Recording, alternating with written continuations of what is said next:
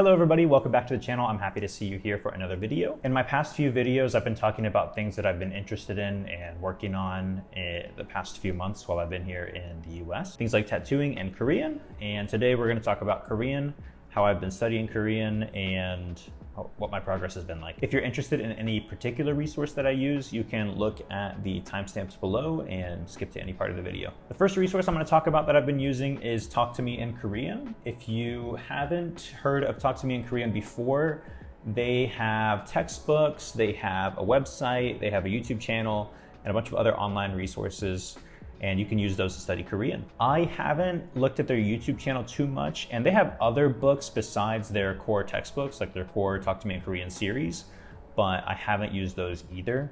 I just really have experience with their textbooks. So I started using their textbooks, I think in December or November of last year, but I didn't progress really quickly because I was kind of in a transitional period of my life at that point. That's when I was getting ready to move back to the US. However, I am glad to say that I'm now on the 6th level. I just finished the 5th book this week. So these past few months, I feel like I've progressed pretty quickly. Now, I might have progressed too quickly because although I understand all the concepts in the book that I have read and finished, I haven't really been able to put them into practice yet. So that's what I'll be focusing on for the next few months. But here are the books.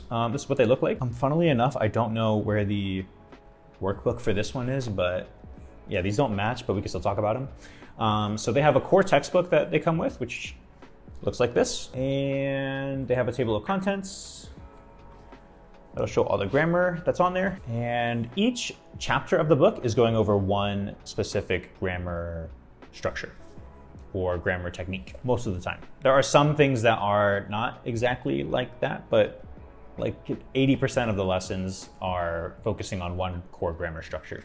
They'll also give a bunch of example sentences at the end of each section.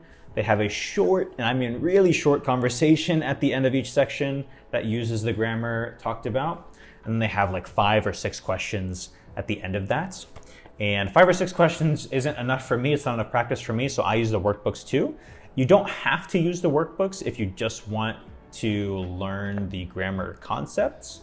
But since I'm self-teaching, I want to get as much practice as I can with an answer key. So I like having the workbooks too. The workbook just goes along with the textbook. You'll do practice with that specific grammar structure. Another point that I want to talk about is the textbook's vocabulary. They use really simple Korean vocabulary to act as an example for their grammar structures, but they have more vocabulary practice in the workbooks.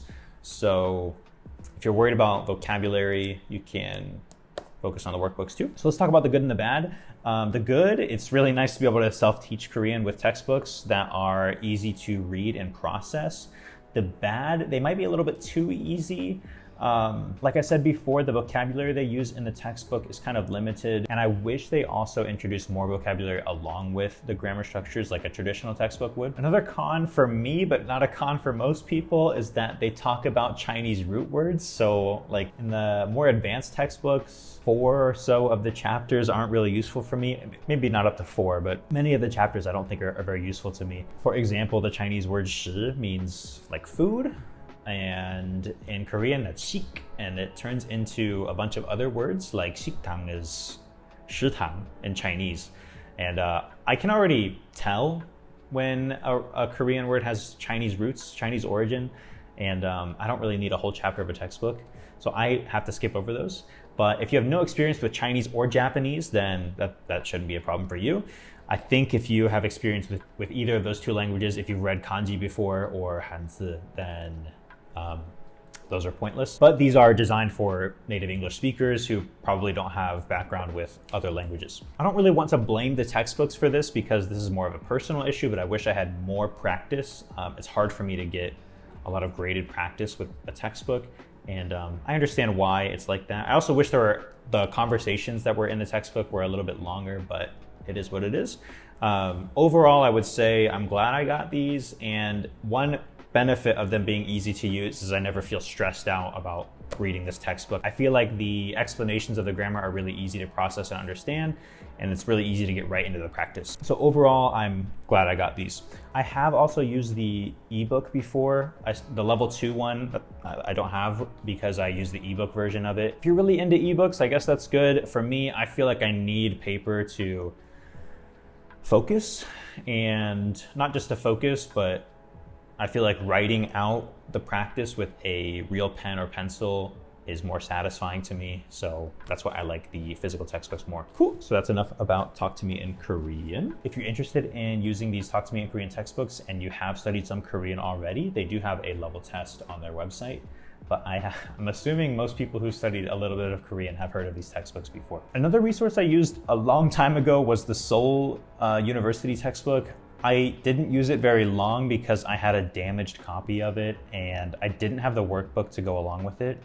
I was kind of self-teaching as well. So I think it'd be good. I might try those out in the future with a more advanced textbook. Another thing I didn't mention about Talk to Me in Korean is that from what I've seen online, after you've gone through the 10 books that they have, you might only be at a B1 or low B2 level. So if you want to progress from there, you might need some more difficult textbooks or start searching for other resources made for native Korean speakers. I have used Duolingo before.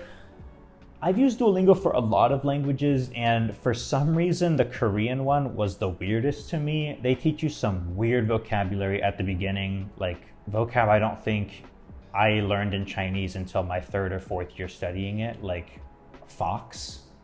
I don't know why you need to know how to say fox in Korean. Another really annoying thing about Duolingo, in my opinion, is you can't progress at your own pace. If you don't have the premium versions, you're just like stuck reviewing and reviewing and reviewing the same thing over and over again. So that was really annoying to me. I would recommend Duolingo for anybody who's starting out Korean.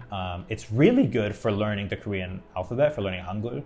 But if you already know Hangul and you have some basics, I would skip out on Duolingo. Another resource I've used before is Rosetta Stone. I've used Rosetta Stone for 3 languages, and I didn't get very far any time that I used it. I always thought, though, that it was really helpful for starting out. If you have 0 experience, and also if you don't have a lot of discipline, one thing I like about using apps or things like Rosetta Stone is their ease of use. I can just use them on my phone. I don't have to carry around a textbook with me. And overall, it was nice to have for a little bit, but the price is probably not worth it. I would go with a textbook instead of paying the price. I forget exactly how much it was, but I remember it was expensive. I'll put the price somewhere around here. And I don't think it was worth it. I used Rosetta Stone for Chinese and Arabic, and for Chinese, I think I moved on to other textbooks pretty quickly, but it was good for starting out. Another resource you'll probably hear a lot of language learners talk about on YouTube especially is Anki, and Anki is great for studying vocabulary, but not great on its own. You can find Anki decks. They're basically decks of flashcards that are pre-made on Anki's website, and you can use those flashcards to just hammer in vocabulary. Anki's big focus is that it's spatial repetition, so the more you get a flashcard right, the less often you'll see it, and the more time it'll take until you see it again. Spatial repetition is really powerful for learning languages, and I think it's a great tool. But for me, the one downside about learning vocab through Anki is there's no context, so you just see a word, and you should get to a point with a word that just seeing it, you should know it, but when you're starting to just hammer in a lot of vocabulary, context really helps.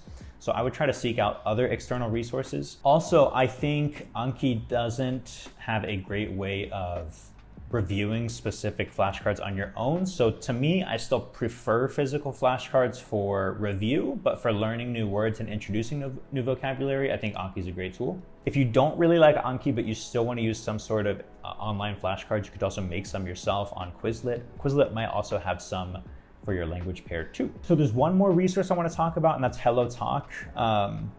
HelloTalk is good, I think, if you're starting out learning a language. It's a language exchange app that you sign up for as a native speaker of one language and a learner of another. So they'll pair you up with somebody who's the opposite. So I'm a native English speaker, I'm learning Korean. They'll pair me up with a native Korean speaker that's learning English. It's kind of like a language learning social media. You can meet new people on there, see a feed that has posts from people in different languages.